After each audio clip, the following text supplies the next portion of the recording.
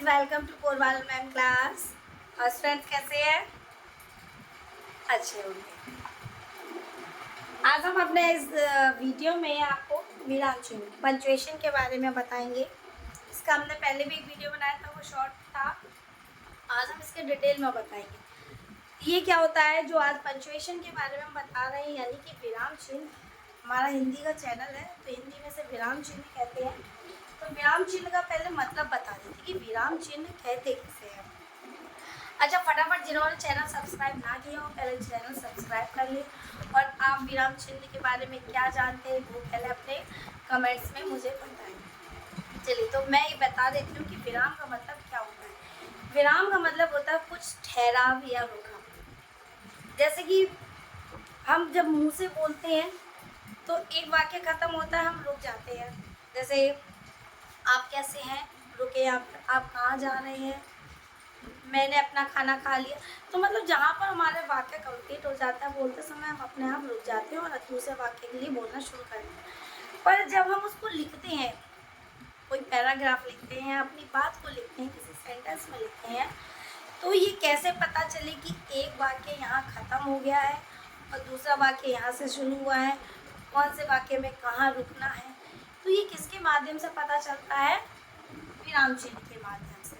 तो विराम चिन्ह क्या करते हैं, हमें उस वाक्य को समझाने में या बोला जाए समझने में सहायता बनाते हैं, कि वो हमें एक ठहराव बताते हैं कि यहाँ हमें रुकना है, यहाँ पे ये वाक्य पूर्ण है या फिर ये वाक्य यहाँ पे अधूरा है, या यहाँ से नया वाक्य शुरू होना है। मतलब ये इस बारे में जो हमें पता लगता है इसके माध्यम से लगता है, विराम चिन्ह के माध्यम से। विराम चिन्ह, इसके 12 प्रकार के भेद होते हैं। ये 12 प्रकार के होते हैं, मैंने यहाँ लाइट किए हुए हैं।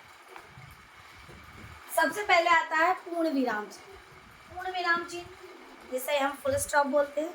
इंग्लिश में आप ऐसे लगाते हो, और हिंदी में हम ऐसे प्रयोग करते हैं पूर्ण विराम, या जैसे कि इसके नाम में ही दिख रहा है पूर्ण, यानी कि जब वाक्य हमारा पूरा हो जाता है, हम जो बात कह रहे होते हैं, अपने सेंटेंस जो हमारा होता है, जब वो पूरा हो जाता है तब हम उस वाक्य के अंत में प्रयोग करते हैं ये वाला चिन्ह। इसे कहते हैं पूर्ण विराम चिन्ह। जैसे मैंने अपना खाना खा लिया है, यहाँ लिखेंगे मैंने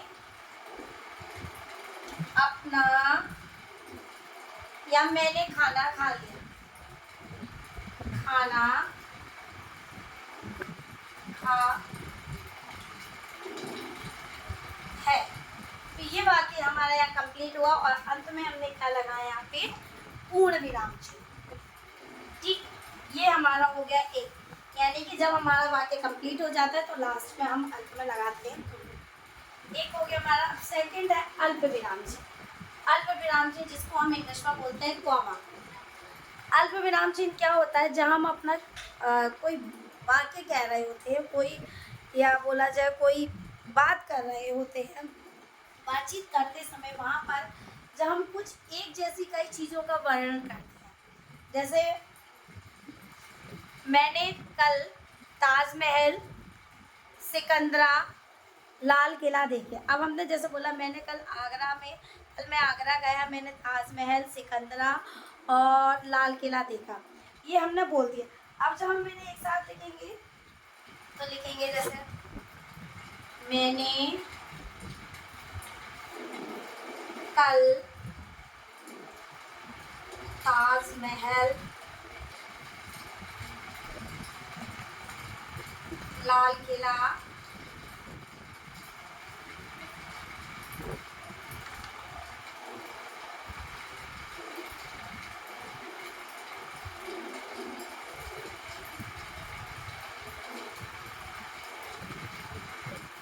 देखे।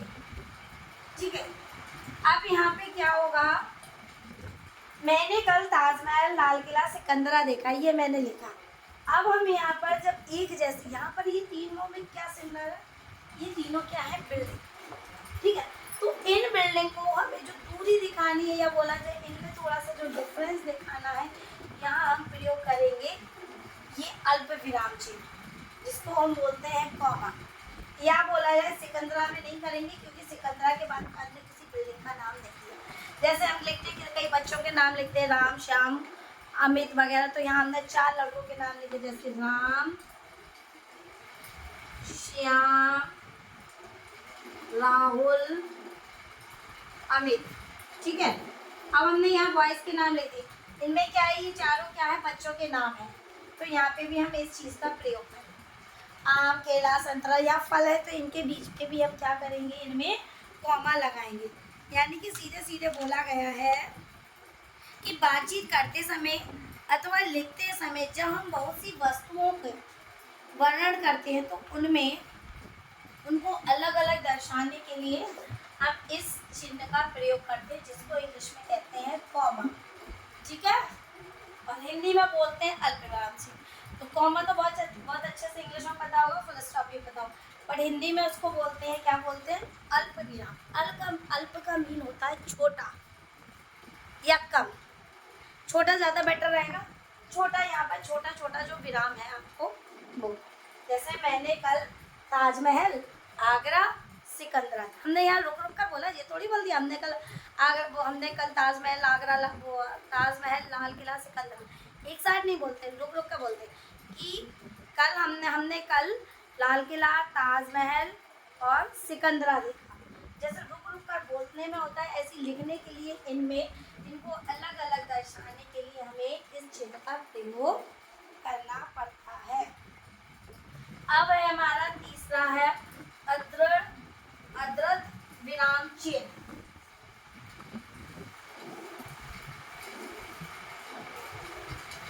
अद्रत विराम चिन्ह, इसको इंग्लिश में बोलते हैं सेमीकोलन। जहाँ पर अल्प विराम से कुछ अधिक, अल्प विराम अभी हमने बताया, अल्प विराम छोटे छोटे उसमें था, उनको अलग। अल्प विराम से कुछ अधिक और पूर्ण विराम से कम, समझ में आया? यानी अल्प विराम से थोड़ा बड़ा, यानी बोला जाए सीधे सीधे कि जहाँ सेंटेंस अभी और हो, यानी थोड़ा सा रुका जाता, उसे बोलते हैं अद्रत विराम चिन्ह, जिसको इंग्लिश में बोलते हैं हम सेमी कॉलन। क्या बोलते हैं? अद्रत विराम चिन्ह को इंग्लिश में बोलते हैं सेमी कॉलन। देखो, जहाँ पर हमने बताया कि अल्प विराम से थोड़ा अधिक। अब जैसे बता रहे हैं कि एग्जाम्पल परीक्षा,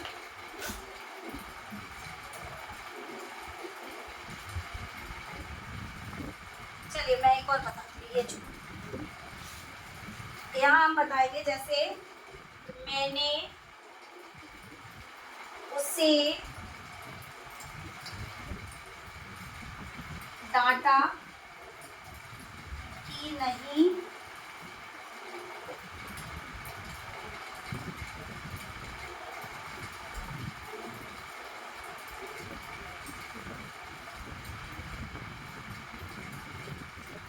अब यहाँ पे क्या है, यहाँ एक सेंटेंस लिखा है, मैंने उसे डांटा ही नहीं, प्यार से समझाया।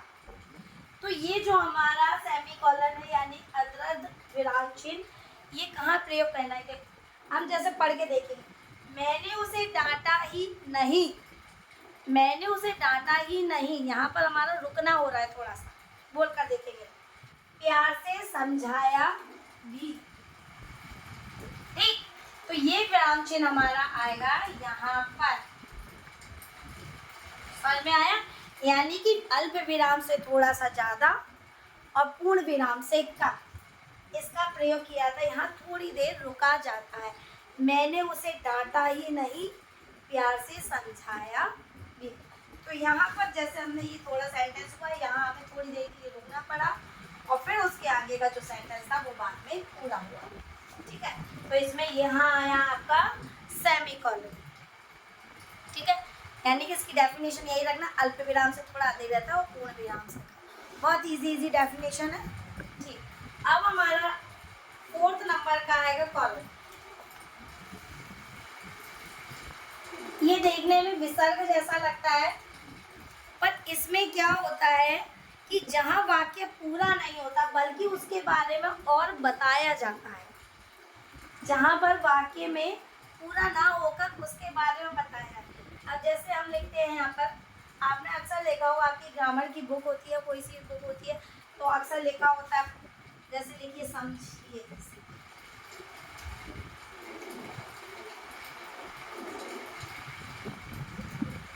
समझिए। अब ये लिखा हुआ तो इसके आगे ये दिया होगा ऐसी।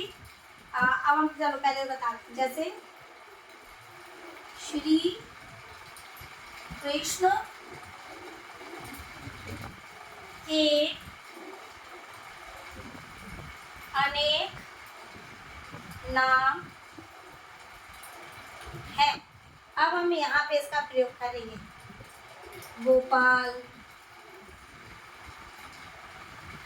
और हो गया गोविंद और मुरारी, इस तरीके से, ठीक है। ये जैसे नाम है, तो यहाँ पर मतलब किसी चीज़ के बारे में, उसके बारे में और आगे बताया जाता है। जब किसी चीज़ के बारे में आगे को बताया, जैसे भारत के प्रमुख 4 महानगर, अगर जैसे ये लिखा हुआ है इसके आगे ये लगा है, जैसे हम दूसरा एक आपको एग्जांपल और दें, जैसे लिखा है भारत के प्रमुख महानगर के नाम। अब इसके आगे लगाएंगे मुंबई, दिल्ली और कोलकाता,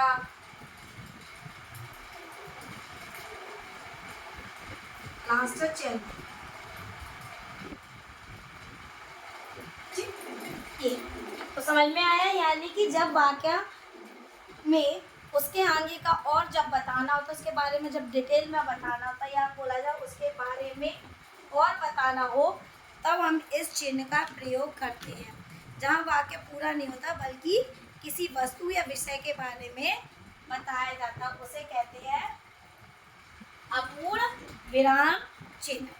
अब हमारा आता है, फिफ्थ आता है प्रश्नवाचक चिन्ह।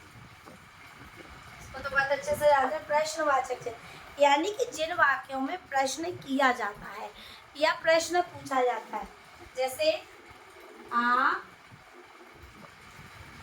कौन है, यानी कि किसी भी वाक्य में यदि प्रश्न का भाव निकल रहा है या प्रश्न किया जा रहा है तो वहां होगा प्रश्नवाचक चिन्ह। और ये होता है कैसे, ऐसा, ठीक। अब हमारा विस्मयादि। विस्मयादि क्या होता है, विस्मयादि चिन्ह जहां पर किसी वाक्य में शोक, हर्ष, उल्लास, उत्साह, घृणा आदि का भाव प्रकट होता है, ठीक है। जहाँ पर शोक, उल्लास, हर्ष, उत्साह या घृणा का भाव प्रकट होता है, वहाँ पर होता है विस्मयादि चिन्ह का प्रयोग, जिसको हम बोलते हैं एक्सक्लेमेशन मार्क। देखिए, जैसे हम एक सेंटेंस लिखते हैं, हाय,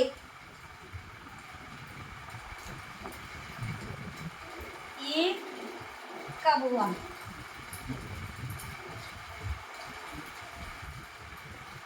अब हमने ये लिखा हाय, ये कब हुआ, तो यहाँ पर जब हम इस वाक्य को बोलेंगे, सेंटेंस को बोलेंगे, तो यहाँ पे एक आश्चर्य वाला भाव प्रकट होगा, आश्चर्य का, शॉक्ड वाला। तो यहाँ पर जो विराम चिन्ह, ये कौन सा आ रहा है, यहाँ पर विस्मयादि वाला, ये हमेशा वर्ग शब्द के बाद आता है, ना कि पहले। ये विराम चिन्ह जैसा ही होता है, बस इसके नीचे क्या होती है, बिंदु दी होती है, ठीक है। अब दूसरा देखो, एक बताते हैं, छी, कितनी गंदी, कितनी गंदी,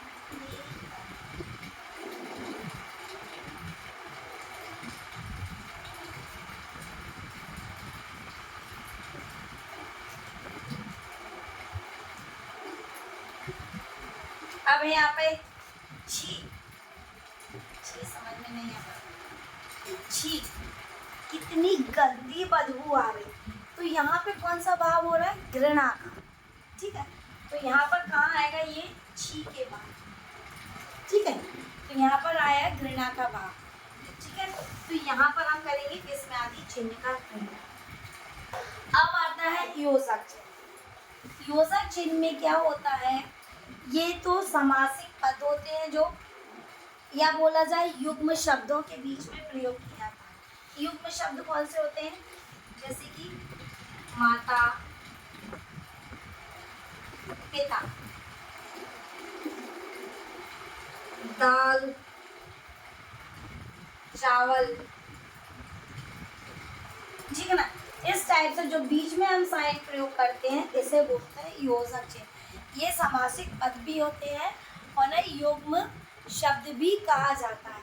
तब देखा होगा जब हम इनको, अभी तो ये योजक चिन्ह है, और जब युग्म शब्दों का प्रयोग करते हैं तो ये किस में बन जाता है? और जब हम अपना समास पढ़ेंगे तब ये वापस में डिटेल में बताएंगे। तो ये ध्यान रखें, ये युग्म शब्दों के बीच में प्रयोग किया जाता है। अब है निर्देशक चिन्ह। ये भी सेम योजक के जैसे होता है। युग्म जो योजक चिन्ह होता है वो थोड़ा छोटा होता है, और जो निर्देशक चिन्ह होता है ये थोड़ा सा साइज में उससे बड़ा होता है। निर्देश, निर्देश का मतलब क्या होता है?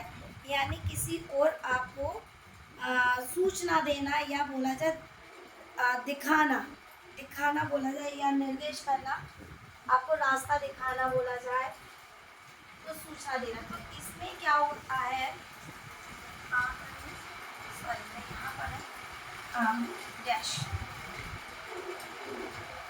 जैसे आपने देखा होगा जब हमारा हिंदी का चैप्टर होता है तो हम अक्सर लिखते हैं जैसे,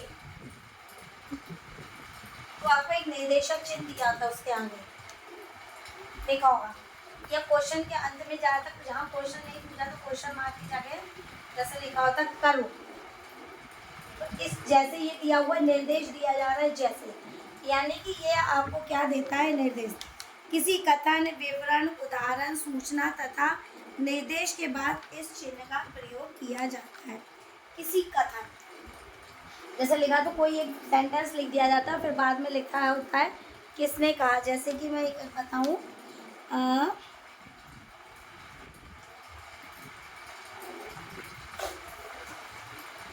तुम मुझे फूल दो, तुम मुझे फूल दो, मैं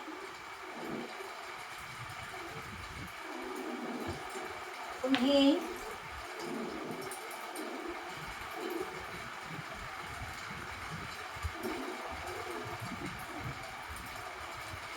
अब ये लिखा हुआ है। अब यहाँ पर ये नहीं होगा। अब ये कथन कहा किसने है? यहाँ ये लिखा जाएगा सुभाष चंद्र बोस। समझ में आया? बस, यानी कि किसी भी कथन में, सूचना में, निर्देश में, उदाहरण में इस वाले चिन्ह का प्रयोग किया जाता है। किसका? निर्देशक चिन्ह का। जैसे ये वाक्य हमने लिखा हुआ है कि तुम मुझे खून दो, मैं तुम्हें आज़ादी दूंगा। किसने कहा? सुभाष चंद्र बोस। मैं अपनी झांसी नहीं दूंगी, किसने बोला था? ये कथन किसकी तरफ निर्देश होगा? इसमें झांसी की रानी की तरफ, लक्ष्मीबाई की तरफ। ठीक है, तो ये चिन्ह कहाँ प्रयोग किया जाता है? निर्देश के लिए, किसी सूचना के लिए, या बोला जाए किसी कथन में, निर्देश आदि के। अब हमारा आता उदाहरण इन्वर्टेड कॉमास। इन्वर्टेड कॉमास क्या होता है? यहाँ पर किसी विशेष के नाम आदि को दर्शाने के लिए ये प्रयोग किया जाता है। ये दो प्रकार का होता है। नाम से मतलब या तो वो किसी व्यक्ति का नाम हो, खास किसी राइटर का नेम हो, बुक का नेम हो, मतलब जो कुछ खास नाम जो होता है उसको हम करते हैं ऐसे इन्वर्टेड कॉमा में। अब ये दो प्रकार के होते हैं। एक होता है एकहरा उद्धरण चिन्ह और दूसरा होता है दोहरा उद्धरण चिन्ह। एकहरा, एकहरा यानी कि वहां पर एक लगाते हैं, और दोहरा में हम यहाँ पर हम दो का प्रयोग करते हैं। ठीक है, अब ये एकहरा और दोहरा कैसे पता चलेगा? देखो, जो एकहरा होता है इसमें किसी विशेष व्यक्ति, व्यक्ति, ग्रंथ, उपनाम, समाचार पत्रिका आदि को लिखते समय किया जाता है एकहरा का। जैसे कि इस कविता के रचयिता कालिदास है, या इस कविता के रचयिता सूरदास जी है, हमारी पुस्तिका का नाम ईशा है। तो यहाँ पर जो हम जो मेन चीज़ होगी ईशा या सूरदास, कालिदास, इसमें लिखेंगे एक आ रहे इन्वर्टेड कॉमास। अब आपका ये दोहरा जो रहता है, ये दोहरा आपका रहता है जब किसी के द्वारा कहे गए कथन को हम ज्यों का त्यों दोहराते हुए लिखते। कथन, कथन का जैसे किसी ने कोई बात डायरेक्ट की और तीसरा पर्सन उसकी बात चौथे को बता रहा है, जैसे दो लोगों ने आपस में बात की, उन दोनों की बात उनमें से या तो किसी तीसरे को जब बताई जा रही है तो हम दोहरे इस कथन का प्रयोग करते हैं। जैसे इसके लिए जैसे नेहरू जी ने कहा आराम हराम है। नेहरू ने कहा, ठीक, डायरेक्ट जब नेहरू जी ने कहा होगा तब इन्वर्टेड कॉमा की जरूरत नहीं थी।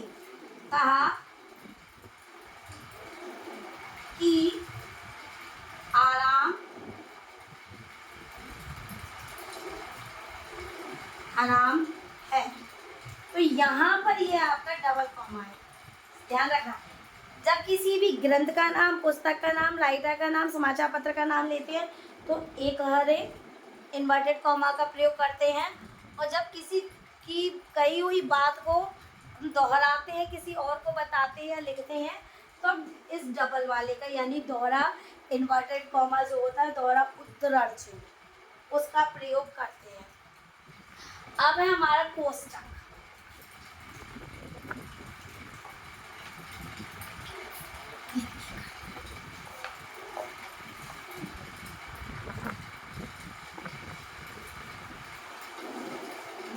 हाँ, अब हमारा 10वां आ गया है आपका कोष्टक, यानी वाक्य में मध्य में आए हुए शब्दों अथवा पदों का अर्थ स्पष्ट करने के लिए। जैसे कोई शब्द ऐसा आ जाता है, वो हमें ज्यों का त्यों लिखते हैं, बट हम ब्रैकेट का प्रयोग क्यों करते हैं, जो उसका प्रॉपर अर्थ हो, यानी सिंपल साधारण जो अर्थ होता है उसे बताने के लिए। जैसे एक मिनट, जैसे बोला जाए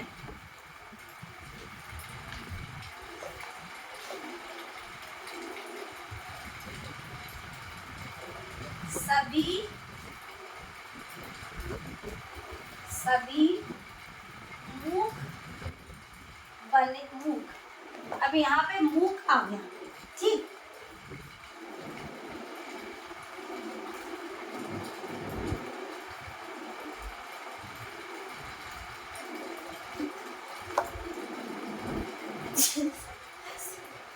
अब यहाँ क्या है, यहाँ हमने लिखा है सभी मूक। अब मूक का मतलब मालूम होगा तो उसे मालूम होगा, जिसे नहीं मालूम तो हम यहाँ मूक का मतलब क्या होता है, मौन, ठीक है। यानी कि जो शब्द दिया होता है या कोई वाक्य में ऐसा नाम होता है, अर्थ होता है जो हमें नहीं पता, तो उसका जो शब्द दिया तो उस शब्द के अर्थ को, स्पष्ट अर्थ को करने के लिए वहाँ पे हम ब्रैकेट का प्रयोग करते हैं। जैसे मूक है, मूक का मतलब होता है मौन, और ऐसे हमें नहीं पता तो हम यहाँ पर ब्रैकेट में उसका अर्थ लिख देंगे। जैसे सभी मूक बने बैठे, अगर इसको हम नहीं भी लिखेंगे तो भी आपका सेंटेंस गलत नहीं, बट ब्रैकेट में इसका ना हमने हिंदी अर्थ लिख दिया ताकि आपको मूक समझने में आए। तो यहाँ पर ब्रैकेट का प्रयोग इसलिए होता है, यानी कि अर्थ स्पष्ट करने के लिए वाक्य के मध्य में आए जो कुछ शब्द होते हैं। अब है ये लाघव चिन्ह, ठीक है। लाघव चिन्ह में क्या होता है, ये पदों के लिए प्रयोग किए जाते हैं, जैसे बड़े बड़े जो पद होते हैं उनके लिए ये प्रयोग किए जाते हैं। दूसरा क्या होता है, ये जैसे शॉर्ट में लिखा जाता है। अब बोला जाए बड़े या प्रसिद्ध शब्दों को संक्षिप्त में लिखने के लिए, जैसे हम लिखेंगे प्रोफेसर,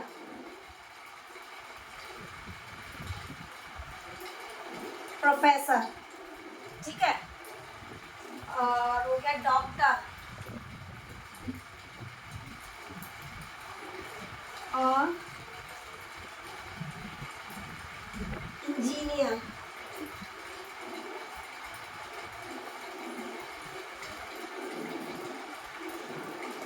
और चलिए तीन ही का बता, जैसे मैं और देखूं, इंजीनियर हो गया, पंडित। अब ये वर्ड्स हैं, हम इनको क्या करते हैं, हम ज़्यादातर शॉर्ट में लिखते हैं। प्रोफेसर का प्रो बना देते हैं, प्रोफेसर। यहाँ हमने क्या जो प्रयोग किया लागत है। डॉक्टर का ये हो गया इंजीनियर, और पंडित का सॉरी पंडित का। तो ये जो हम जो प्रसिद्ध नाम होते हैं, प्रसिद्ध जो पद हो, नाम नहीं पद जो होते हैं, उनको संक्षिप्त रूप देने के लिए इन लागत चिन्ह का प्रयोग करते हैं। इसके लिए करते हैं, प्रसिद्ध पदों को प्रयोग करने के लिए हम इस लागत चिन्ह का प्रयोग करते हैं। अब हमारा लास्ट है त्रुटि। त्रुटि जैसे कि नाम से ही पता चल रहा है, लाघव भी नाम से ही पता चल रहा है, तो लाघव यानी कि लघु, लघु मीन्स होता है छोटा यानी कि संचय। हाँ, त्रुटि, त्रुटि मीन्स होता है छूट जाना या कोई कमी रहना। ठीक है। अब जैसे कोई सेंटेंस हम लिख रहे हैं, कोई वाक्य लिख रहे हैं, और वाक्य लिखते लिखते हम बोल रहे हैं तुम तो चांद हो। अब अरे तुम तो चांद हो, अब यहाँ कुछ वर्ड बोल रहे हैं, तो हम उसके लिए क्या करते हैं, यहाँ साइन देते हैं और यहाँ लिखते हैं ईद। तुम तो ईद का चांद हो। और मैं यानी कि वाक्य को जब हम लिखते हैं और कोई वर्ड बीच में भूल जाते हैं, तो हम वहाँ पे एक एरो जैसा चिन्ह लगा देते हैं। ठीक है। तो इस चिन्ह को लगाते हैं ताकि जो हमारे शब्द रह गए उसको दिखाते हैं, दर्शाते हैं कि ये चिन्ह शब्द कहाँ लिखा हुआ है, ऊपर की ओर, और तब हम वहाँ पर वो छूटा हुआ वर्ड लिख देते हैं। दूसरा एग्जाम्पल देती हूँ मैं, जैसे लाल किला,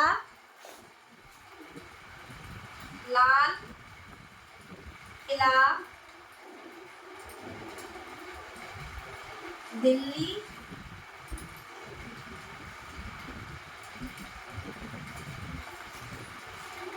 स्थित है।